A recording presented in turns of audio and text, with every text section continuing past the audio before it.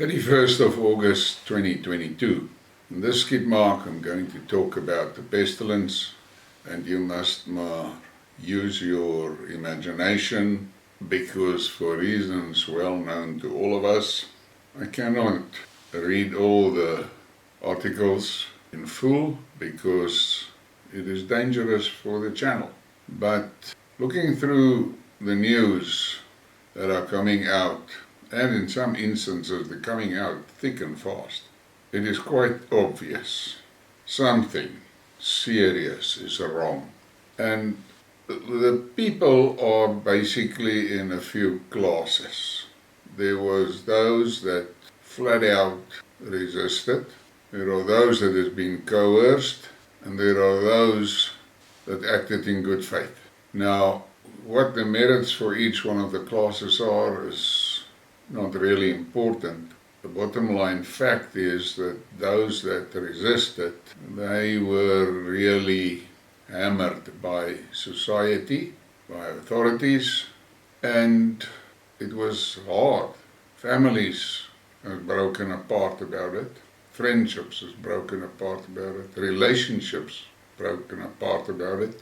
And today we're sitting with a situation that those that resisted are being vindicated, but the tragedy is we have friends and family that did not resist. And we look at them and we know what we know. And I personally has just adopted a simple rule. It was not for me to wave my finger and say, I told you so. I look at these people and I just make a point of it whenever I meet them, when I greet them, and when I say goodbye as if I'm never going to see them again. Now that sounds morbid, but that's actually all we can do. If you look at the many instances that are reported of this sudden departures, you cannot ignore the reality. Something that bothers me, not really bothers me, but I'm curious about is the countries that has got those extremely high percentages. If we look at the data that's coming out now, those countries are going to be fairly empty in about 3-4 years' time. Was that all part of the plan? I don't know.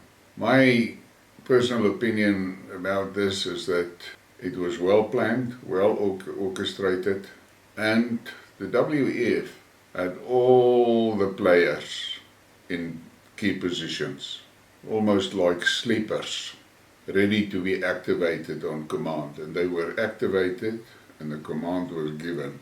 And we all know the horrific things that happened to populations and how lives have been destroyed, business has been destroyed. And the winners out of this was the globalist.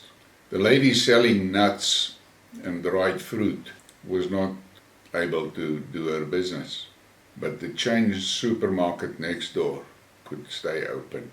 And it was a grand plan in transferring wealth from the ordinary people and the small business owners to the corporates. And the reason for it is that the corporates are controlled, well controlled, by the cabal. And we as ordinary citizens of the world are actually in deep shit because the chosen political leadership is part and parcel of the movement that has been established to destroy us. So, political leaders is not going to be our savior. They are actually our enemy. And I don't know how this is going to turn out. I'm an old guy. And I'm fortunately in a country that did not go for 90%. I have a funny feeling we didn't even hit 20. The problem that I have is that through the mandates, key sectors of our society was poisoned en masse. Teachers, health workers, doctors, policemen, fire brigade, first responders. That is something that worries me. Because if you rip those things, those elements, out of a society, what is left of that society? And I've got a personal theory why the security forces were nailed, because it is not a secret that the cabal is busy recruiting and training their own security system. And that security system would have ran the risk of being opposed by the local police and military personnel that did not agree with the cabal's instructions. So it was important to make sure that they will also be neutralized. Now, this may sound very grim and negative, but that's a reality. And we have to take note of that reality. And we must make sure that we make contingency plans, because the cabal will come again. Don't think this was the last round. This was the first round. They're going to be back. And if you look at the climate shit stories, then you must get a hint. I am just almost perplexed at the lack of coordinated resistance. And I'm seeing something that is troublesome. But more and more and more articles is appearing on the channels that I follow about the potential of basically civil war in America. Now, 3-4 months ago, I listened to a long debate on that point, and the debaters were all in sync and said, yes, there are issues, but as far as they are aware of, it's a very small minority of people in the US that are beginning to think along those lines. But in the last 14 days, there has been a tremendous amount of articles in that line of thought. Now, something that makes me think that it is quite possible is if you see the things that the Biden administration is doing to the population and how they are ignoring the need of the population in America, but they are pumping billions of dollars into Ukraine and into other maniacal activities across the globe. But their own people are getting nothing. And it seems to me that there is more and more and more citizens in America that are beginning to kick against that. And the problem that they have is, if you look at the leadership in America, both parties are committed to a lot of this shit from the cabal. So I don't know how they're going to handle that, and I don't know if they will be able to overcome it politically. But let's see. And let's start with some news on this pestilence. China relaxes measures for international travelers. China removed the requirements for travelers to report tests, previous infections and jabs dates when they clear customs. I don't know why. I can just imagine. What is really confusing to me is the absolute madness with which the Chinese are driving this shit. They are crippling that country, but I don't know how and why. And then there's this, which is quite disturbing.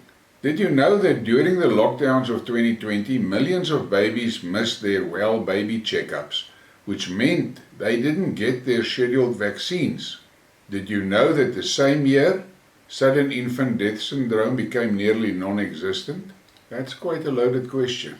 I don't have the answer to it. And then there's this, and you will have to read this yourself, most of it. Issues in a press release disguised as an article continuing to support the failed product of a profit-hungry multinational corporation. And look at those headlines in that shit. It stinks, man.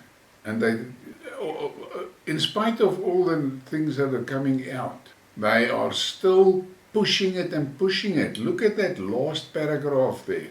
And now they've given it a name. This shit fatigue. Here's just the enlargement of that. So if you want to read through it, it is really disturbing that things like this actually makes the news. And then we're in the UK Lockdown never was backed by science. It was about models and suppositions, educated guesswork. It was driven by moods, emotion, fear, and worst of all, politics masquerading as science. Now this is coming out, after all the damage has been done. I don't understand how these politicians are imagining that they are going to avoid a day of reckoning. And then there's this. The whole lockdown concept became like a drug to the media doctors who just saw a gravy train with dollars rolling in their eyes. They were probably the biggest influence on the general public who swallowed it hook, line and sinker. Shame on every one of them. And from day one, it was for me weird that the pestilence was managed by politicians and by journalists, not by doctors and scientists. And then we get this, which could have been a what a fuck. White House says unvaccinated migrants allowed in the US and tennis player who isn't are two different things. What the actual fuck is that? But this is from the shithouse, the leadership of the US. Lockdowns were a lethal mistake. Vaccines, snake poison were a lethal mistake. Masks were a lethal mistake. Tests that were 95% false positive and blocking the horse medicine, all lethal mistakes. Mistake, or was the pestilence a deliberate scam? The virus that fooled the world. Yeah, well, you can think about that. And then this guy responds to that. Unfortunately, I dare to disagree on this. Nothing was a mistake, but a deliberate plan that was been brewing for decades and had kicked into action early in 2000. And then he names the stuff were supposed to do that, what the pestilence did, but things went wrong for them. Yeah. And then we get this one, which is quite disturbing because this girl is from South Africa, and she's now in the US. Charibi Dean, star of the DC series Black Lightning, dead at 32. Died at a hospital in New York City. The South African actress and model passed away yesterday from an unexpected and sudden illness. Well, we have seen lots of reports like that. Now, this is a question that to me is extremely important. If your church couldn't say no to masks and lockdowns, how will they resist the mark? A very valid question, very valid. And then we've got this. Tasmanian funeral director is concerned about the 50% rise in funerals he's undertaking in the last 7 months. The previous 10 and a quarter years were very consistent, but this has been a rapid rise in the last 6 to 7 months. Stats, 16.6% rise in Australia. Guys, this is really disturbing. And then we have it for this from this doctor. Grave concerns about the fertility in women, now that studies are being conducted. Now the studies are, but not before. No, now, after. And then we have from South Africa this, it could also have been a what a fuck. 2 years after discovering more than 5,000 public servants fraudulently received a 350 rand social grant, the government cannot implement measures to prevent its employees from applying for and receiving grants they are not entitled. What a load of shit, but that is exactly what you can get. Look at that face.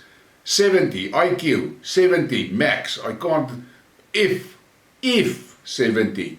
And this is what we have in South Africa. We are struggling because the dumbest from the dumbest, they are in charge and managing our country.